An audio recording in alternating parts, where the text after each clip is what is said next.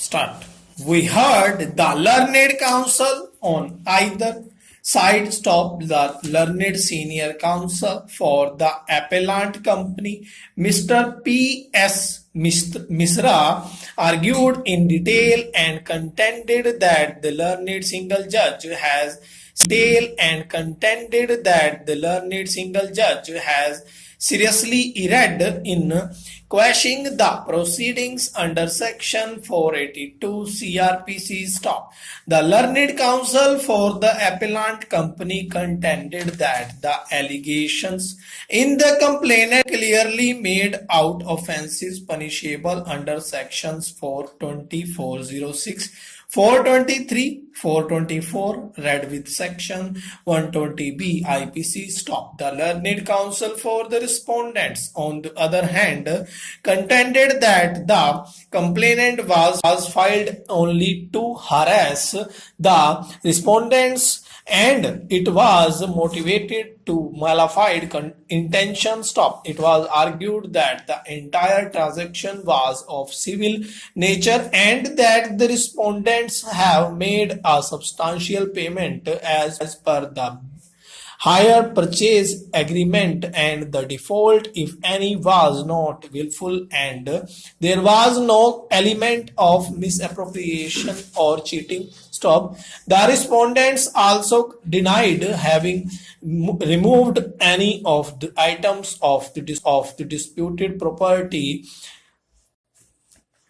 to defeat the interest of the appellant stop. The short question arising for consideration is whether the learned single judge was justified in invoking the powers under Section 482 CRP in setting aside the proceedings pending before the learned magistrate stop. Contours of the powers under Section 482 CRPC have been explained in series of decisions by this court stop. In Naga versus V 1976 within bracket 3 SCC 736, it was held that the magistrate, while issuing process against the accused, should satisfy himself as to whether the allegations in the complaint, if proved, would ultimately end in the conviction of the accused stop. It was held that the order of magistrate issuing process against the accused could be quashed under the following circumstances stop: where violations made in the complaint or the statements of the witnesses recorded in support of the same taken at their face value make out absolutely no case the accused or the complaint does not disclose the essential ingredients of an offense which is alleged against the accused stop. Where the allegations made in the complaint are patently and inherently improbable so that no prudent person can ever reach a conclusion that there is sufficient ground for proceeding against the accused stop. Where the discretion exercised by the magistrate in issuing process is arbitrary, having been based either on no or on materials which are wholly irrelevant and inadmissible, and where the complainant suffers from fundamental legal defects such as want of competent authority and the like stop.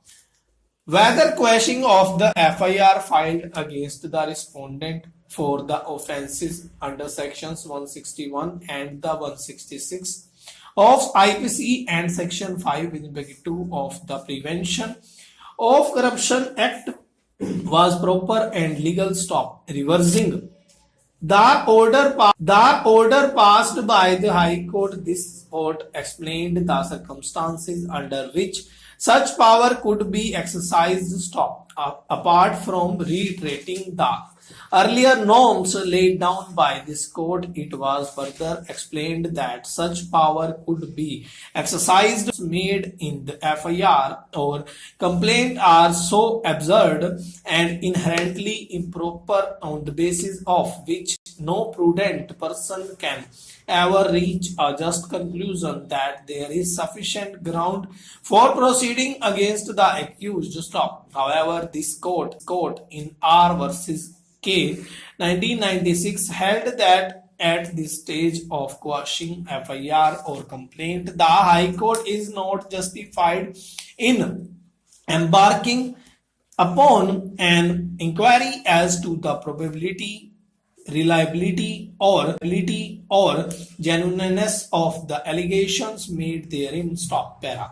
In a few cases, the question arose whether a criminal prosecution could be permitted when the dispute between the parties is of predominantly civil nature. Appropriate remedy would be civil suit. Stop. In one case reported in M versus S 1998 1 SCC 692, this court held that if the allegations in the complaint are both of a civil wrong and a criminal offense, there would be certain situations where it would predominantly be a civil wrong and may or may not amount to a criminal offense. Stop. That was a case relating to a trust. Stop.